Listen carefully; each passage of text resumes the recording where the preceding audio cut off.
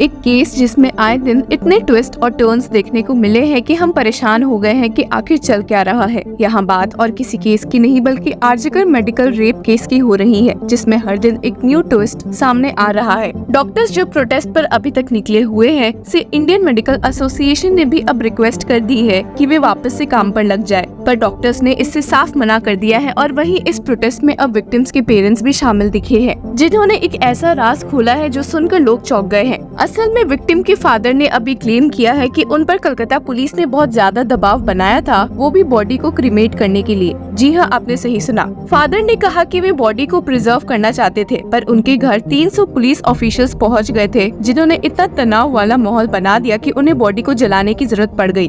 और ये भी क्लेम किया है कि एक सीनियर ऑफिशियल ने उन्हें ब्राइब देने की भी कोशिश की थी, जिससे उन्होंने साफ साफ इनकार कर दिया। आपको लगेगा कि मामला यहाँ खत्म होता है, पर फादर के हिसाब से पुलिस ने उनसे सिग्नेचर्स भी लेने की कोशिश की थी, जिससे भी उन्होंने डिसएग्री कर दिया। इसी के साथ चलिए एक नजर डालते हैं कि भला इस केस में कलकत्ता हाईकोर्ट ने वापस से कलकत्ता पुलिस को क्यों फटकारा है। और इसी के साथ इस बात पर भी नजर डालनी जरूरी है कि आखिर उंगलियां वापस से सीजे डीवाई चंद्रचूड़ के खिलाफ क्यों उठ रही है। असल में हम सभी बड़ी बेसब्री से वेट कर रहे थे कि सुप्रीम कोर्ट में जब आरजीकर का मामला वापस से CJ DY Chandrachud headed bench of justice JB Pardiwala और मनोज मिश्रा उठाया जाएगा, तो सीबीआई, स्टेट गवर्नमेंट और कलकत्ता पुलिस सभी इस मामले में एक रिपोर्ट फाइल करेंगे। हालांकि 5 सितंबर जिस दिन ये मामला उठने वाला था कि ठीक एक दिन पहले नोटिस इशू हुआ कि सीजे डीवाई चंद्रचूड़ लीव पर रहने वाले हैं, जिसकी वजह से ये मैटर टेकअप नहीं होगा। और जिसके बाद हमने West Bengal BJP leader Suvendu Adhikari को ट्वीट करते हुए देखा है, तारीख पर तारीख। अब यहाँ गेस करने की तो जरूरत नहीं है कि भला उन्होंने ऐसा क्यों लिखा है, जब खुद एक समय पर सीजीआई ने कहा है कि सुप्रीम कोर्ट को तारीख पर तारीख कोर्ट बनना अवॉइड करना चाहिए।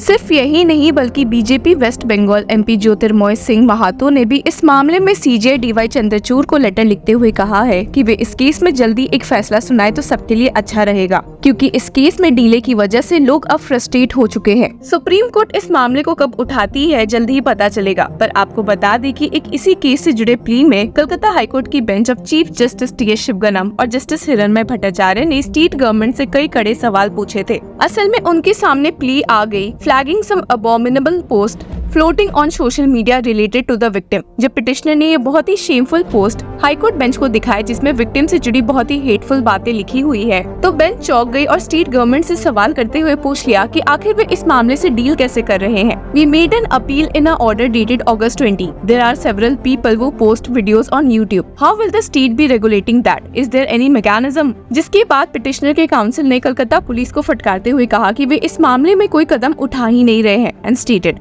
people are putting abominable comments. If this goes unchecked, it will affect the social fabric of the state. मामला और संगीन हो गया जब इस पिटिशनर ने कहा कि शेमफुल सोशल मीडिया पोस्ट के पीछे एक कम्युनिटी को टारगेट किया जा रहा है, and added only Muslim names are being used for the handlers. They may or may not be real persons. ये सब सुनने के बाद तो कलकत्ता हाईकोर्ट बेंच ने इस मामले की जांच की जिम्मेदारी सीबीआई को सौंपी और स्टेट किया कि since CBI has taken over the investigation, they should check if something can be done. Very nasty comments are written with pictures of the victim. We will ask advocates to serve copies. Use CBI examine. We will list the matter with other pleas. On September 18, we will hear. इस plea के अलावा एक और plea ने Calcutta high court का रुख किया था, जो कि सीधे removal of Calcutta police commissioner Vineet Goyal की मांग कर रहा था। और आप सुनकर चौंक जाएंगे कि पिटिशनर ने क्लेम किया है कि कमिश्नर विनीत गोयल ने ही विक्टिम का नाम मीडिया में फैलाया है, इसके बावजूद कि ऐसा करना इलीगल है। The plea also alleges that Goel was unable to carry out a proper probe into the rape and murder of a resident doctor at RG Kar medical college and hospital. Court में जब bench of chief justice T S. Sivagnanam और justice हिरण्मय भट्टाचार्य ने इस plea की सुनवाई की, तो उन्होंने सवाल उठाया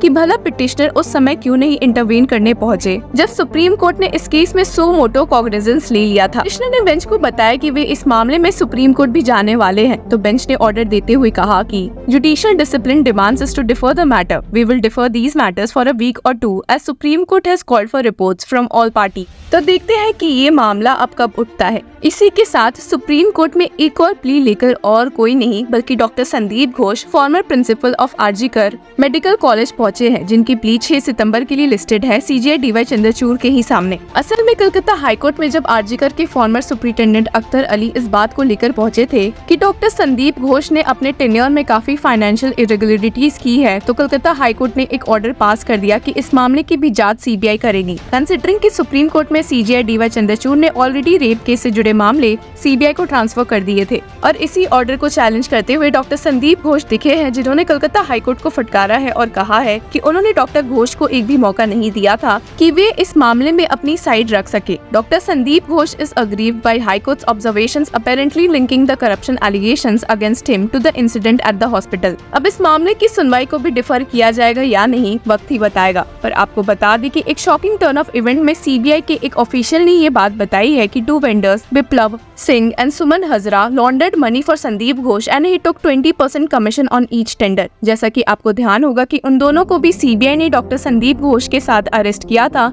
in the alleged financial irregularities case। सिर्फ यही नहीं बल्कि investigators found that Ghosh flouted tender norms to help Singh Ma Tara's traders get contracts for Arjikar Ghosh association with Singha goes a long way back। और अब CBI officers ये बात लगाने में लगे हैं कि भला माँ तारा ट्रेडर्स, जो कि क्लेम करता है कि एक लैब इक्विपमेंट सप्लायर है, को कैसे बड़े बड़े कॉन्ट्रैक्ट्स मिले हैं seemingly unrelated deals like supplying food packets, water coolers and purifiers, sound systems and microphones to the hospital. अगर ऐसे टेंडर प्रोसेस पर एक नजर डाले तो technical bids comprising details of the company and its experience are opened first. It assesses factors such as compliance, quality assurance and methodology. Under the Ghosh-helmed Arjikar Hospital, the process was reportedly reversed and financial bids including prices and project costs were opened first. CBI also came to know that Ma Tara was given contracts to set up UG skill labs, a type of equipment in other hospitals, despite quoting much higher prices. अब जहाँ ये सब बातें सामने आई है, तो चलिए एक नजर वापस से विक्टिम के पेरेंट्स के कुछ सवालों पर डाल लेते हैं, जिसमें उन्होंने स्टेट गवर्नमेंट के साथ साथ कलकत्ता पुलिस की भी क्लास लगाई है और पूछा है